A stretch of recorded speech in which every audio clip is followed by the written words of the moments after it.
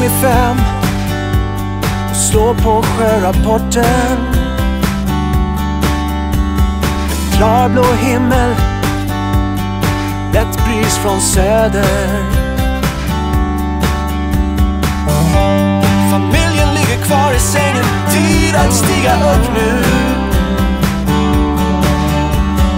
Nu är det dags att kliva ombord, lämna bryggan och segla iväg mot det blå.